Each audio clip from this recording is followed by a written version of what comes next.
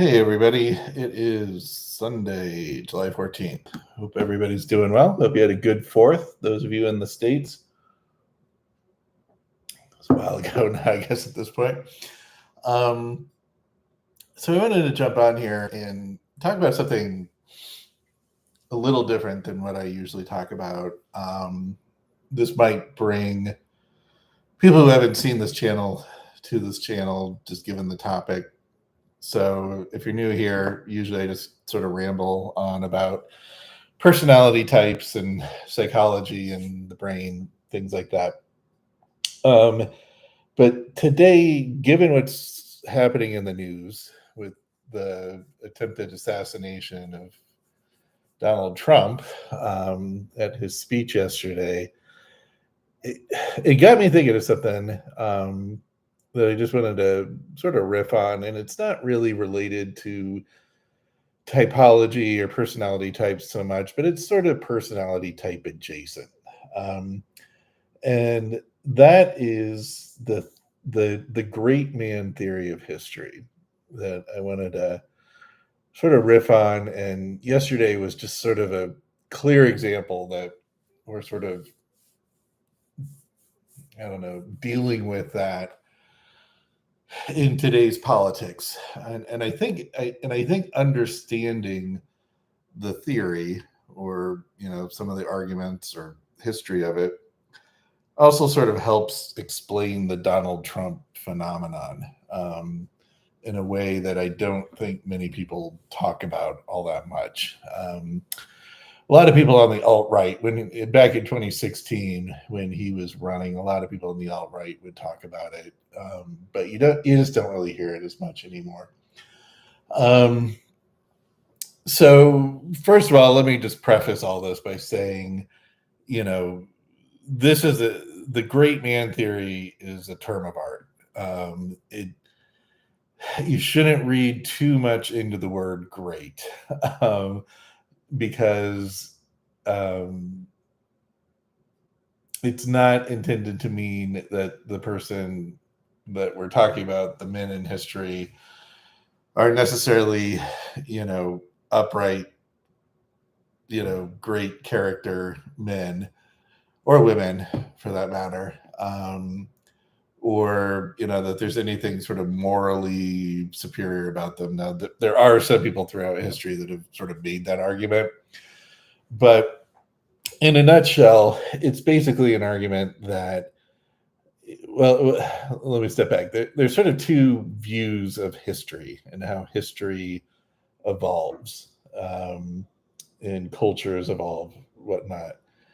And one of them is this great man theory where, generally societies just sort of hum along, just sort of doing their thing day to day. And there's not much interesting going on with them. But every once in a while, there is just this one person who just sort of emerges out of the ether or, emerges out of the society or the culture that just sort of takes everything by the reins and diverts or sort of drags society along with whatever plan they have, with whatever sort of goal or issue that they're tackling. um, and that history is sort of a chain of events where these great men, and they're typically men, but there are some women that get acknowledged in this theory.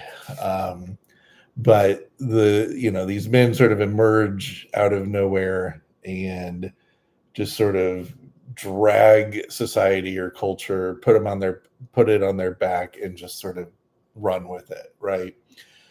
And creating, pretty significant changes in history or society or the culture. And so history is really just sort of the story of these individuals, and what sort of impact or significance they had on history. So think of the Napoleons, the Attila the Huns, the Alexander the Greats, the Henry the Fifths, Martin Luther King, just people who Abraham Lincoln, George Washington, you get the drift, right? Where, if the argument being like, if they hadn't been around, in their particular time and place in society and whatnot, that history would have been very, very different, right? That there was something unique in their DNA, something unique about them that made them stand out from everybody else in their society and their culture, and sort of, again, sort of guide the path of history. Okay. And for a long time, that's how a lot of people sort of viewed history. They would study the greats. They'd study Alexander the Great or Catherine the Great, Joan of Arc. There's, of course, some women involved. And sort of studying it from kind of their perspective, and what did these people do to influence history and to sort of guide civilization, or their culture. But that sort of fell by the wayside, especially after World War II, right? Because I think a lot of people just wanted to sort of dismiss the idea that, that there was something special about certain individuals that rise to power and guide the path of civilization. And instead, they took more of sort of a class-based, broad society, bottom-up sort of approach. And their view is more of, there's just sort of these waves of social change and social dynamics, power structures. Sort of think of the Marxist sort of framework of looking at history, and that it really wasn't about these individuals so much as they were just sort of a product of their time and place. And if it weren't for them, somebody else would have, been the person to sort of wage the wars, or, inspire the change or make the change that they did. So the classic example being, Isaac Newton. There was nothing really special about him. If he hadn't existed at all, then somebody else would have discovered physics. And in fact, somebody else did discover physics, around the same time. And, and somebody might make the argument, if Abraham Lincoln didn't exist, looks like we got somebody in my chat here. Hey, I'll come back to you in a sec. But, like if Abraham Lincoln didn't exist, then somebody else would have been president during the Civil War and would have basically accomplished the same things that Lincoln did, because this was really more of a social wave of change and not really just one person sort of pulling society along with them. So and I guess when I was growing up, we were sort of on the edge of shifting from the great man theory, where you learn about George Washington and Abraham Lincoln and, Teddy Roosevelt and all these people and their impact on society, and instead talking more about the social classes and the social movements going on at the time. And I would say, now in today's schools and, high schools and colleges, that's probably more the norm of talking about it in sort of these class terms, right? But it also sort of affects the way that we look at politics in general, especially here in the States, but I would say generally in the West, where we've shifted away from sort of looking for the great man leader, and instead focusing more on sort of social dynamics writ large, right? That, we don't really need one person to lead us and to be our guide into the next chapter of our civilization, but instead we just sort of have sort of stewards. Our elected leaders are just sort of there to represent the social change. And if it weren't them, it would be somebody else, right? If it wasn't Joe Biden, it'd be Chuck Schumer, right? But there's nothing special about any particular president or leader. It really is just sort of the social dynamics, underlying, them and sort of pushing them along, right? So I guess it's the difference between sort of society pushing the leader into whatever actions they're taking versus the leader pulling society to where they want, society to be. So,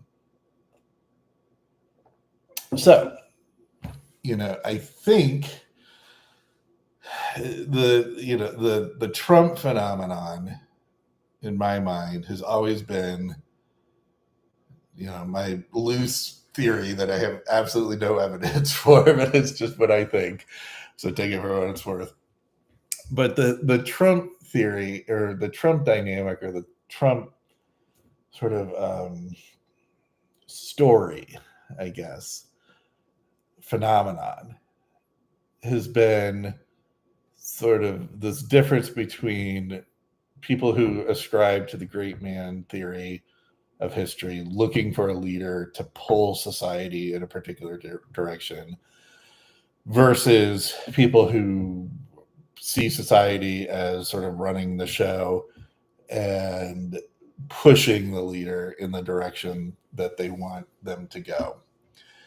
And yesterday's events really solidified that to me, and I think are a good example. And I don't get into politics or anything around, and I'm not trying to argue for one candidate or one political position over another, but it is interesting as just a general phenomenon, because what really solidified it for me, for those of you who've seen the video, I'm sure everybody at this point has probably seen the video.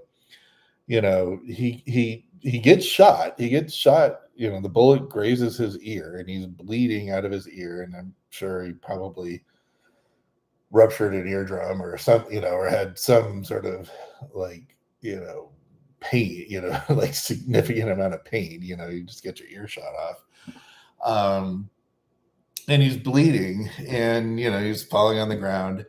And I heard somebody from his campaign make this point, and this is what solidified it to me, is whether or not it's true, just take it for the point or the narrative that they're giving, is Trump all he knew is he had just been shot, he's in pain, he's bleeding profusely, and he doesn't really know what's going on. He's disoriented, but he does stand up and he starts yelling, "Fight, fight, fight," right? In what is probably going to be a very iconic photo or moment in US history.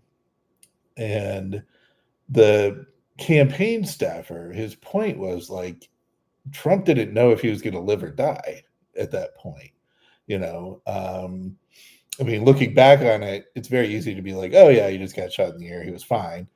But, in that moment, you just sort of think about it from his perspective. In that moment, he really didn't know if he was going to live or die. And, and somebody could have been, taking more shots at him. And he decided to stand up and yell, "Fight, fight, fight." The idea being from the staffer that Trump was basically like, if I die, continue the fight, right? Because I think he actually did say, continue to fight, right? So, looking back in hindsight, we could be like, well, that might have been a little much, but in his mind at that particular moment, he didn't know. Was he going to live or was he going to die? And his potential final message, final words to the public were continue to fight, right? So taking a step back, that is the type of story or mythology, right? If you want to think of it that way, that people are going to grasp onto when they think of the great men of history. And again, not trying to, the word great is a little misleading here. You have to understand it's just a term of art used in academia. It doesn't mean that he's like more morally great or morally superior. All these great men through history, Bonaparte, Talleyrand, Alexander the Great, they all had major, major character flaws. So nobody's trying to say that they're angels and they're great, upstanding, morally upstanding people, but that there is something unique about them, right? And would anybody else in his position do the same thing, right? Would anybody, is there something unique about his personality and his personality traits? And I don't mean from like an MBTI perspective or anything like that.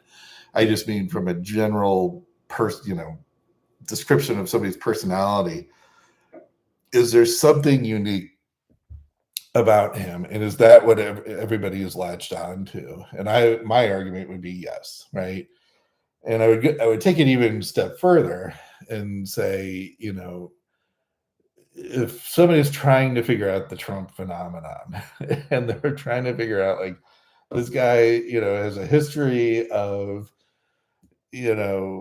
screwing over his business partners, screwing over contractors, infidelity, he was quite a womanizer back in his day. Really, the only saving grace the guy has is he never really drank or did drugs. But other than that, he was pretty much a cad, right? He definitely, you're not going to describe him as some morally superior character.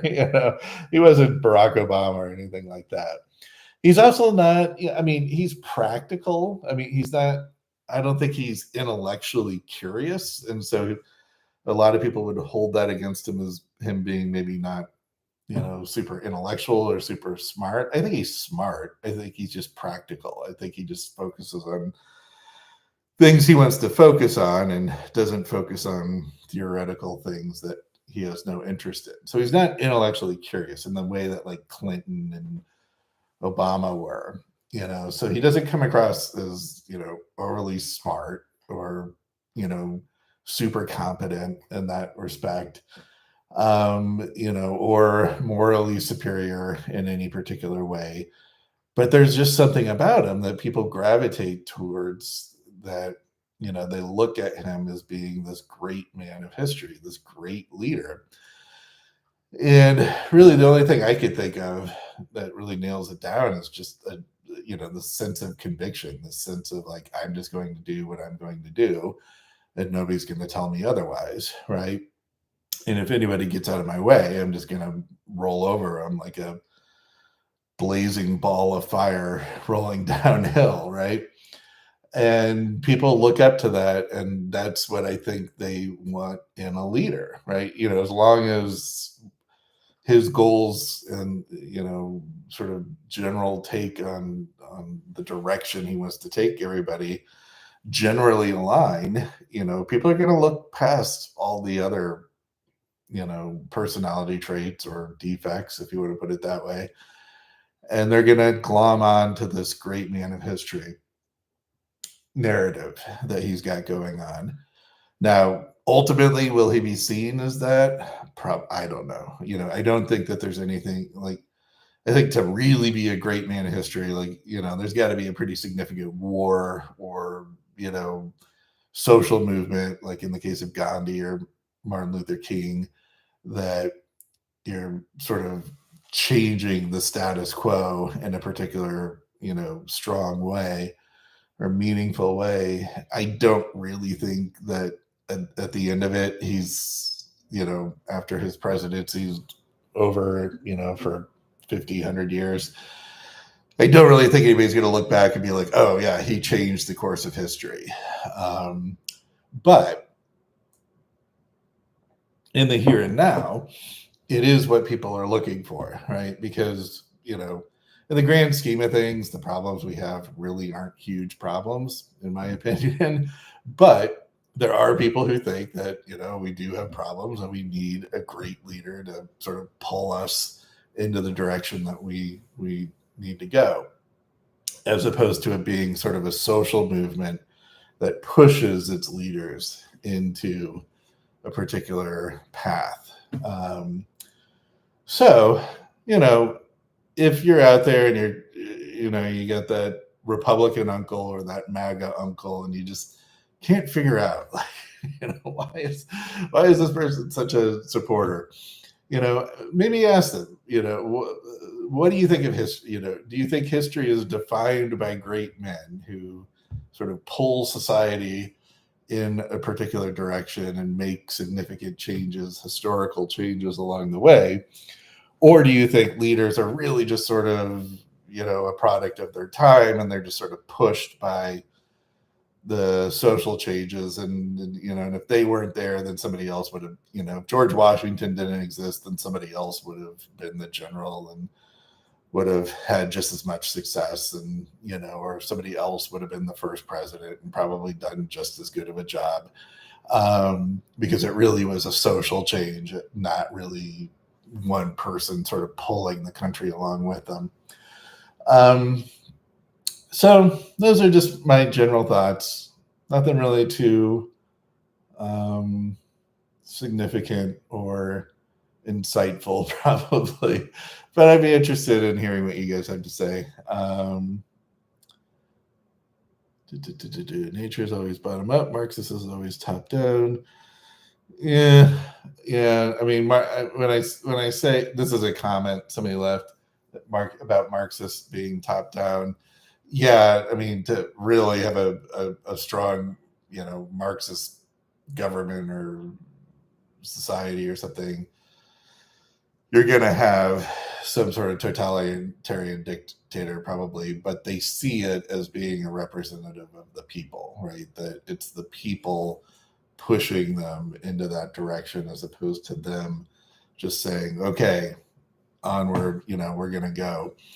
Now, maybe they could be right or wrong about it, but that's sort of the theory of Marxism. Marxism is that it really is these class struggles or conflicts, and not so much, one individual sort of rising up and dragging society along with them.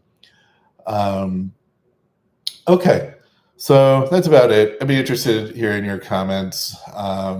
Again, not really what I usually focus on, but I was just sort of thinking about it, so I figured I'd make a video on it. All right, have a good one.